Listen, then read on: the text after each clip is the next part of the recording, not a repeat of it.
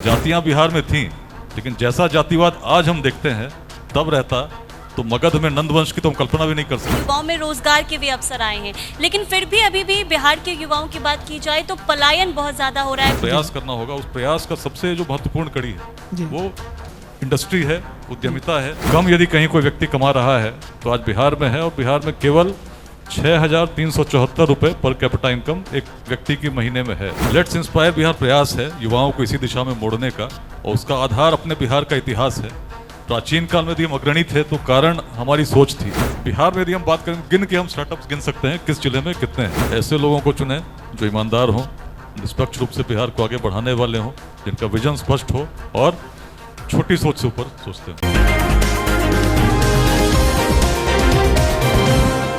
बदलते बिहार में हमें किन बदलावों की ज़रूरत है? शिक्षा, राजनीति, समाज, सेहत, स्वास्थ्य को लेके किस तरीके के बदलाव को करने की ज़रूरत है आने वाले बदलते बिहार में, संवरते बिहार में? फोर्ड के बढ़ते बिहार और संवरते बिहार में बिहार के युवाओं के आइकन आईपीएस विकास वैभव जी हमारे साथ हैं। आज के इस खास कार्यक्रम में हम इनका बहुत बहुत स्वागत करेंगे। सर, आपका बहुत बहुत स्वागत है हमें आपका कीमती समय देने के लिए। तो ऐसे में बिहार के युवाओं के आइकन हैं, काफ़ी रोजगार के साथ, लेट्स इंस्पायर बिहार के साथ ये बिहार में है। और सर, सबसे पहले तो आपका बहुत बहुत स्वागत है। लेट्स इंस्पायर बिहार के बारे में मैं आपसे जानना चाहूँगी।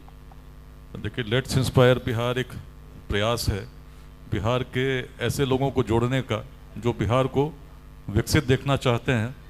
2047 तक विकसित भारत में एक ऐसा विकसित बिहार देखना चाहते हैं जिसमें शिक्षा के लिए, रोजगार के लिए या स्वास्थ्य के लिए किसी को बाहर जाने की आवश्यकता नहीं हो।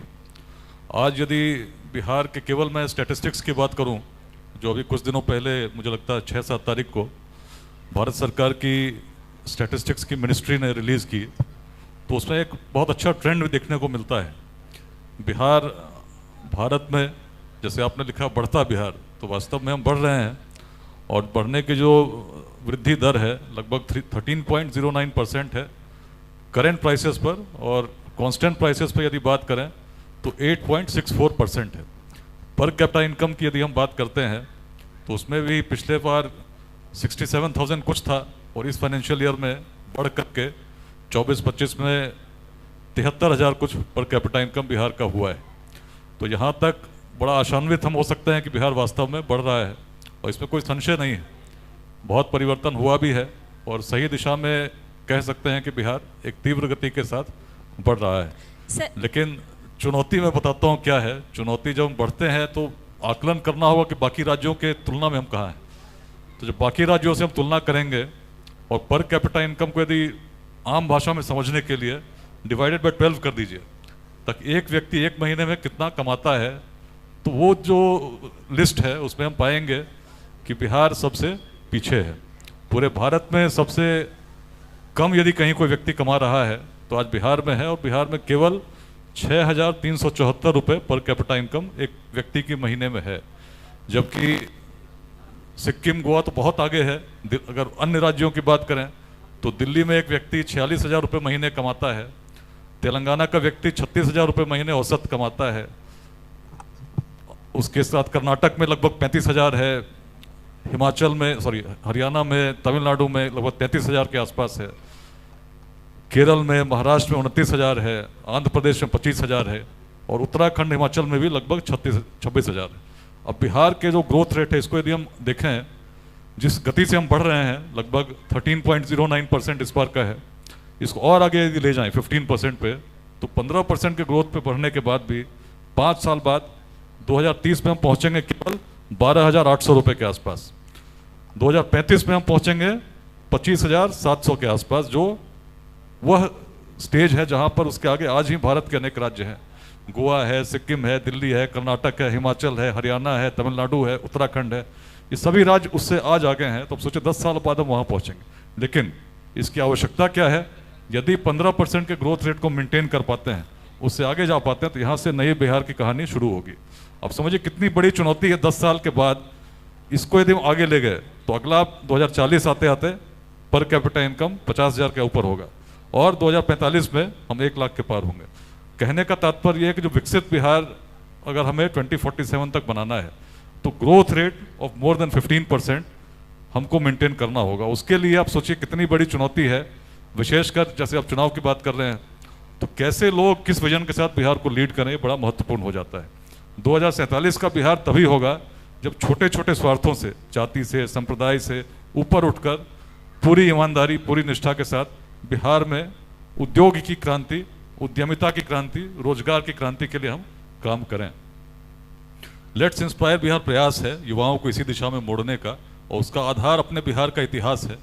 प्राचीन काल में यदि हम अग्रणी थे तो कारण हमारी सोच थी, उपनिषदों की भूमि रही, जातियां बिहार में थीं, लेकिन जैसा जातिवाद आज हम देखते हैं तब रहता तो मगध में नंदवंश की तो हम कल्पना भी नहीं कर सकते थे।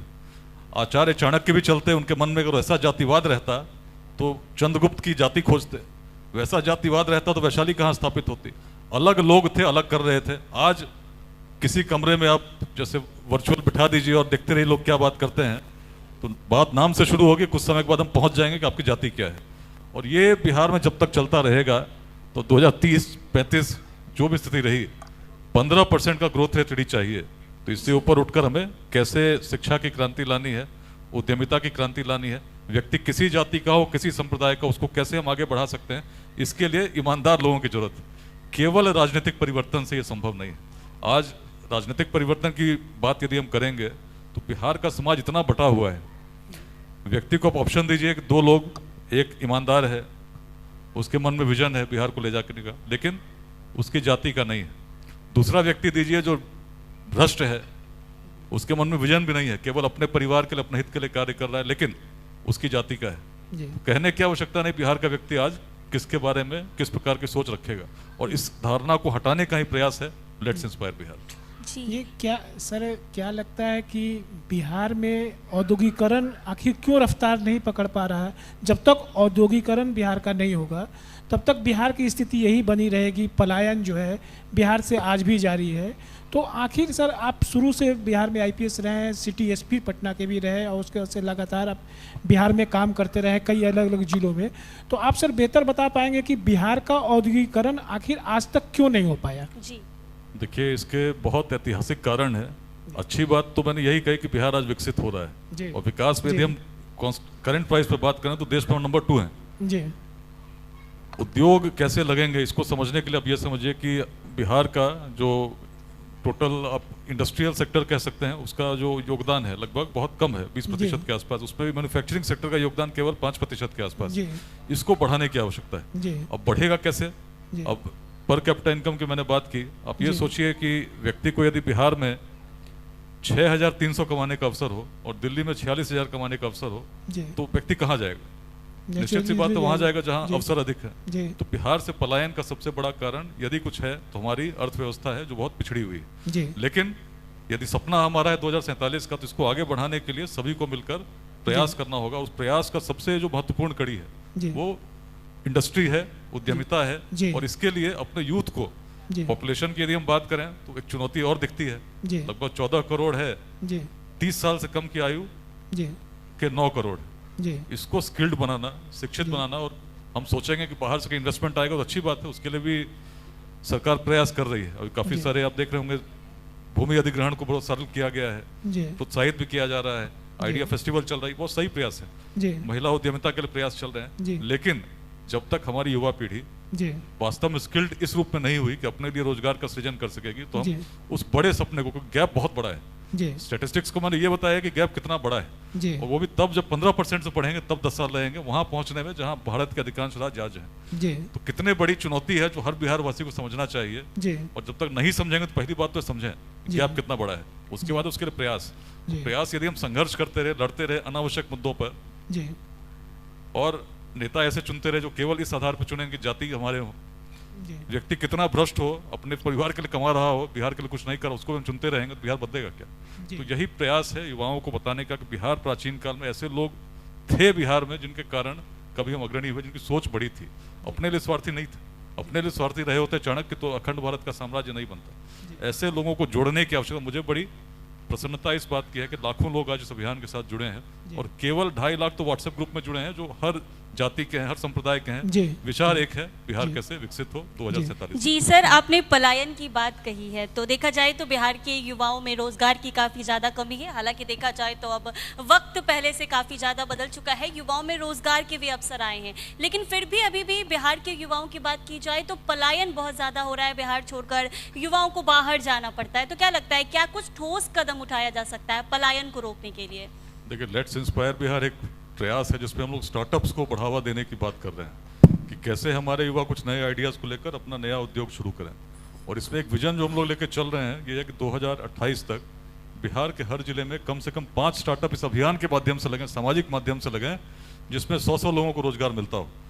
और लाखों स्टार्टअप जब बिहार में लगेंगे, अब स्टार्टअप इकोसिस्टम्स को स्टडी करेंगे महाराष्ट्र के, हरियाणा के, जो राज्य आगे हैं जिनका पर कैपिटा इनकम, तो पाएंगे इनका स्टार्टअप इकोसिस्टम भी बहुत आगे है।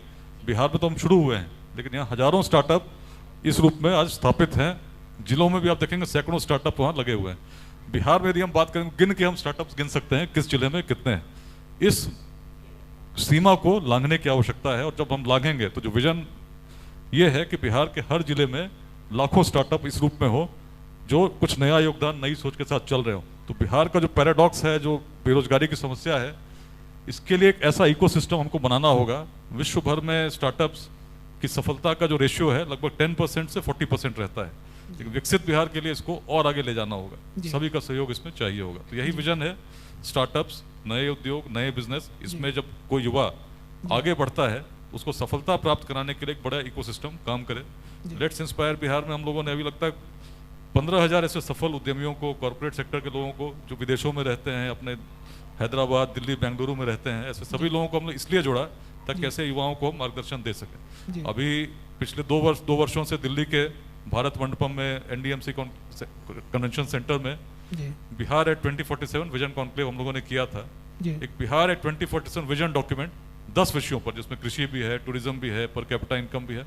हम लोगों ने अभी स्टार्टअप समिट आयोजित किया था पटना में 24 अगस्त को, उसमें रिलीज किया है सभी के लिए कि आप देख सकते हैं किस प्रकार से बिहार अन्य राज्यों के एट पार 2047 तक ही ना हो, एक विकसित बिहार बने। उसके लिए फाइनल हम लोग इस बार 21 दिसंबर को बेंगलुरु में ऑक्सफोर्ड कॉलेज में हमारा कार्यक्रम तय हुआ है, उसमें करेंगे। और आगे भी दिल्ली में इस बार हम लोग तालकटोरा स्टेडियम में कार्यक्रम करने जा रहे हैं 21 फरवरी को। उद्देश्य यही है कि अधिक से अधिक संख्या में ऐसे बिहार के लोगों को जोड़कर बिहार में योगदान करने के लिए हम प्रेरित करें। जी, एक्चुअली जैसे हाजीपुर का केला है, भागलपुर का कतरनी है, जर्दालू है, मखाना है, तो इन सब जो है वो सस्ते दामों में बाहर जा रहे हैं, किसानों को उसका उचित लाभ नहीं मिल रहा है। तो आखिर बिहार में प्रोसेसिंग प्लांट क्यों नहीं लग रहे हैं? आखिर क्या दिक्कतें हैं? सरकार सब कुछ जान रही है कि यहाँ अगर हाजीपुर में प्रोसेसिंग प्लांट लगेगा तो यहाँ के किसानों को फ़ायदा होगा। यहाँ केला का चिप्स जो है वो बाहर जाता है, यहाँ से केला वहाँ चिप्स बनाकर बिकता है, यहाँ के किसानों को उसका लाभ नहीं मिल पा रहा है। तो आखिर क्या दिक्कतें हैं? सरकार लाख प्रयास कर रही है, बिजनेस समिट कर रही है, फिर भी छोटे छोटे जो स्टार्टअप हैं वो भी नहीं शुरू हो पा रहे हैं। इसकी सर क्या वजह है? देखिए, इसको अभी जो चल रहा है इसको मैं एक ट्रांजिशन फेज मानूंगा। अभी हम लोग सही दिशा में बढ़ रहे हैं। दिशा सही है, ग्रोथ रेट भी बता रहा है कि हम आगे बढ़ रहे हैं, लेकिन इसके आगे एक लंबी छलांग लगानी है। तो जो विषय जिस पर आप चिंता व्यक्त कर रहे हैं, निश्चित रूप से सरकार की भी चिंता है। और अभी आप आइडियाज फेस्टिवल की बात देखेंगे तो उसमें लगभग यही है कि हर जिले में कैसे नए आइडियाज हम नए उद्योगों के लिए लेकर आए। लैंड अधिग्रहण की जो प्रक्रिया है उसको और सरल बनाने का प्रयास किया जाए। कोई बड़ा हिकअप था, किसी और राज्य में आप जाएंगे बड़ी आसानी से सिंगल विंडो में आपको जमीन भी मिल जाती है, क्लियरेंसेस मिल जाते हैं। तो बिहार में इसको और सरल करने के लिए अभी सरकार प्रयास कर रही है। मुझे लगता है कि यदि सही दिशा में ये प्रयास चलता रहा तो अगले 20 वर्षों तक यदि हम इसमें एक संकल्प लेकर ईमानदार लोगों के साथ इसको करेंगे, निश्चित उसका बड़ा परिवर्तन देखने को मिलेगा। स्टैटिस्टिक्स की मैंने बात की कि 20 बार लगेंगे एट पार आने में, विकसित बिहार के निर्माण में, यदि हम इसी दृढ़ता के साथ आगे बढ़ते रहे। जी सर, हमारे साथ समय का थोड़ा अभाव है, लेकिन फिर भी जाते जाते एक आखिरी सवाल मेरा आपसे और होगा कि शिक्षा की व्यवस्था को किस तरीके से ठीक किया जा सकता है बिहार में?